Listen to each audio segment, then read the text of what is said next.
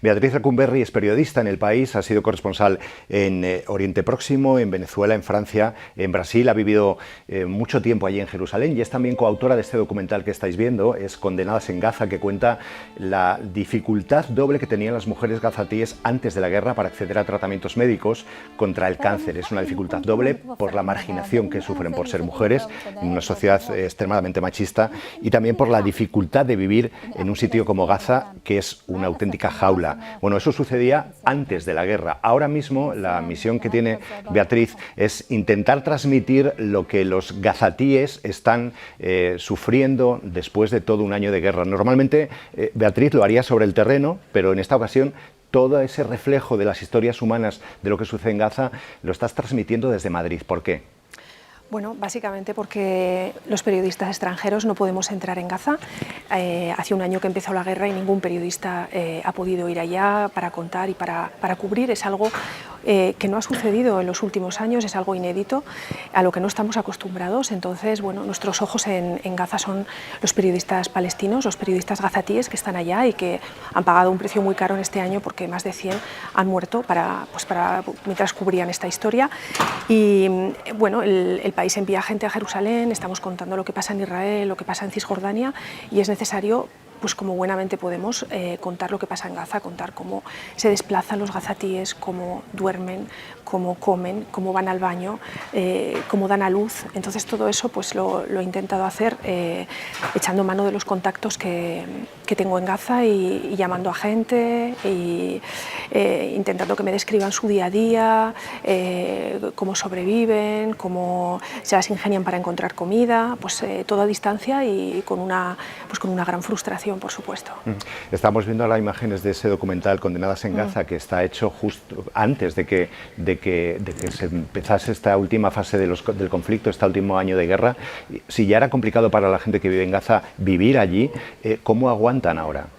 Pues es algo que yo también me pregunto todos los días, cómo aguantan los gazatíes. Supongo que tenemos mecanismos para aguantar situaciones extremas, pero me parece importante recordar que la inmensa mayoría de los 2,2 millones de habitantes de la Franja de Gaza, antes del 7 de octubre y a pesar del bloqueo israelí que imperaba desde el 2007, desde que Hamás llegó al poder, pues la mayoría de esa gente tenía una vida normal, o sea, comía en una mesa, iba al colegio, iba al baño, intentaba trabajar, se reunía con la familia y de la noche a la mañana han tenido que dejarlo todo, se han ido a una tienda de campaña, no tienen baños, no tienen mesa, no tienen comida, no tienen pañales para el niño, no tienen leche en polvo.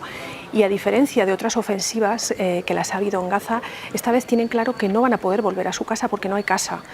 Entonces, es verdad que los palestinos de Gaza pues, están ya endurecidos y curtidos por las dificultades y que es un pueblo que tiene, yo creo, una gran resistencia a la adversidad, más que la nuestra, y hay una fuerza como que es a veces rara, difícil de entender, ¿no? Y a mí me sorprende personalmente que hasta hoy la gente que está en Gaza pasándolo tan mal te diga que ellos sueñan con volver a casa y que van a volver a casa. ¿Y creen que es posible de verdad ese sueño, Beatriz? Cuando hablas con ellos y cuando contactas con ellos, ¿ven una salida? Pues mira, en los últimos días, los contactos que he tenido con ellos, las últimas conversaciones para algún artículo, sí que he sentido un bajón moral bastante importante. Lo que ha pasado en Líbano creo que ha sido un mazazo también para la gente de Gaza, porque ven que no va a haber alto el fuego para ellos con todo esto que está pasando alrededor, ¿no? Y el otro día me decía una fuente, que es director de una ONG gazatí, que los días más difíciles todavía están por venir. O sea, que él creía que en torno a esta fecha aniversario iba a haber ataques intensificados porque Israel necesita, de cara también a su población, pues marcar un poco esa sensación de victoria, ¿no? De estamos haciendo esto, porque claro, la campaña en Gaza pues también está siendo insoportable para Israel, ¿no? Está costando mucho más de lo que ellos pensaban alcanzar los objetivos que querían alcanzar. Entonces, pues para marcar esa sensación de victoria, como que se iban a intensificar los combates. Y luego también es verdad que a la gente de Gaza el silencio internacional les está dejando pues sin palabras, ¿no? Atónitos, no pensaban que esto iba a poder ocurrir y muchas veces haciendo reportajes, entrevistas me dicen, ¿no? Pero ¿qué va a pasar si hablo contigo? ¿Va a mejorar algo mi vida? Y la respuesta es pues no. Déjame incorporar a la conversación, Beatriz, a Ruth Díez Dorado, que es vocal de programas internacionales de Médicos del Mundo. Ruth, en vuestro caso, ¿cómo trabajáis allí? ¿Podéis entrar, podéis estar trabajando sobre el terreno en Gaza, en Médicos del Mundo? Hola, ¿qué tal? Buenas tardes. Pues en este momento, a ver, nosotros estamos trabajando con Médicos del Mundo en Gaza desde el año 96, sobre todo con equipos locales. Entonces nosotros hemos dado continuidad, adaptándolo obviamente a la situación de emergencia que se vive, hemos dado continuidad en la medida de lo posible a los proyectos que teníamos en ese momento, que están relacionados sobre todo con la salud mental. Y sobre todo trabajamos con personal local, ¿vale? Con el mismo personal con el que estábamos trabajando antes, aunque ha habido, obviamente, dada la situación, porque el personal se está desplazando y está sufriendo el conflicto igual que la población civil, con el mismo personal y también con asociaciones locales, que es lo que estamos haciendo en la mayoría de las organizaciones que están trabajando, ¿no? Con organizaciones locales que están un poco dando también la cara por nosotros, ¿no? Y ejecutando el trabajo allí. Tenéis también mucha presencia en Cisjordania. ¿Hay algún conflicto que por las dimensiones del desastre humanitario, Ruth, se pueda comparar a este de Gaza, o de lo que es vuestra experiencia en labores humanitarias, este tiene algo de especial?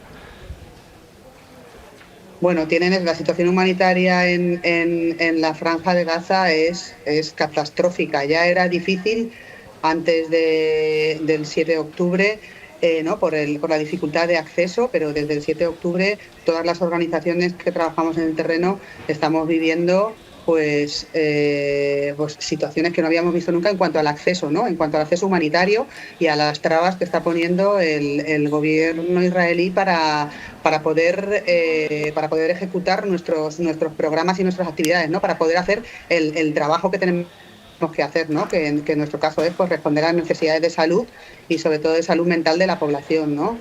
El acceso humanitario está completamente restringido, y no solamente en cuanto, por ejemplo, a los camiones, ¿no? A la ayuda que puede entrar dentro de la franja, sino también pues a los desplazamientos que es nuestro propio personal, ¿no? En el que durante este año hemos tenido que trasladar nuestra oficina, almacenes, ¿no? Espacios seguros donde poder trabajar y donde poder atender a la población, que tampoco se han respetado, ¿no? Y que viola completamente lo que es el derecho internacional humanitario, ¿no? No respetar la respuesta, ¿no? Y el trabajo que hacen las organizaciones humanitarias en el terreno.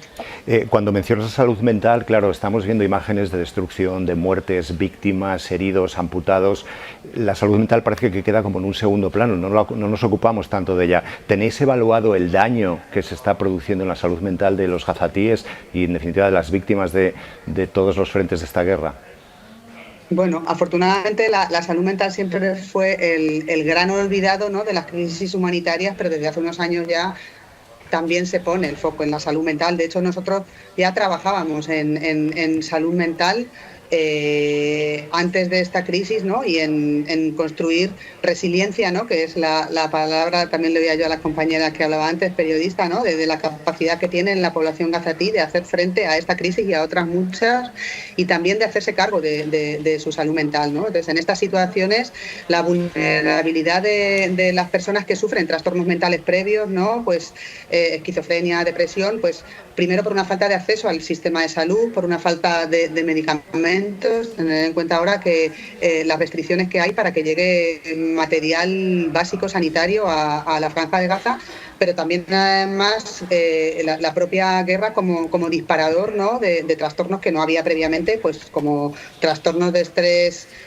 postraumático, ansiedad, ¿no? Depresión. Imaginaos también la población infantil, ¿no? que se está enfrentando, ¿no? Y que es muy numerosa en la franja y que se está enfrentando también a este tipo de trastornos. ¿Hay alguna historia, Beatriz, que te haya tocado especialmente en los contactos que tienes con gente que conocías o con las que estás hablando ahora en Gaza este año? La verdad es que cuando llamas a la gente, como yo siempre digo, que cuando cuelgas, ¿no? Te has dejado ahí un pedacito de, por lo menos, de moral, ¿no? Pero a mí las historias que más me han impactado son las de los niños, ¿no? Porque un niño es un niño siempre, y ver esos cuerpos diminutos, pues tiroteados o llenos de metralla o castigados por el hambre. Entonces recuerdo la historia de un niño que se llamaba Omar, que Yo evidentemente no he podido estar al lado de él porque no hemos ido a Gaza, pero el portavoz de UNICEF me contó que cuando hablaba con este chico el niño cerraba los ojos, tenía como 5 o 6 años, y le decía, ¿pero por qué cierras los ojos todo el rato? Y le decía, porque es la única vez, solo cuando cierro los ojos puedo ver a mis padres muertos. Y esa imagen, la verdad es que me ha acordado muchísimo en los meses que siguieron de ese niño, ¿no? Porque ese es el futuro de Gaza, niños como él, ¿no? Y yo creo que de eso se nos está olvidando, porque esa gente que sobrevive es las generaciones que vienen ahora por detrás y cómo van a crecer esos niños, ¿no? ¿Qué futuro? Ellos son el futuro. ¿Qué futuro estamos creando al no saber impedir lo que está pasando? ¿Y esos niños son recuperables, Ruth? La salud mental de un niño de 5, 6 años, 4, 7, que está viendo toda esta violencia durante tanto tiempo, ¿se puede recuperar, se puede reconstruir la personalidad de todos estos pequeños? A ver, yo creo que es relativamente recuperable, sobre todo si cambian las condiciones basales, ¿no? O sea, que estamos hablando de una zona que vive un conflicto detrás de otro, ¿no? Y de generaciones enteras que se han criado, ¿no? Y que han nacido en esta situación, ¿no? La población infantil es más vulnerable a los conflictos, pues por la etapa de desarrollo en la que se encuentran, ¿no? Pues por su dependencia de los adultos, cambios en el entorno. Podría ser recuperable, pero evidentemente tendríamos, ¿no? que esforzarnos mucho, ¿no? para poner fin, ¿no? para dar un alto al fuego y para poner fin a esta guerra, ¿no? Para poder recuperar a la generación entera, ¿no? Beatriz Lecumberri, Ruth Díez Dorado, gracias a las dos por estar en el programa. Gracias.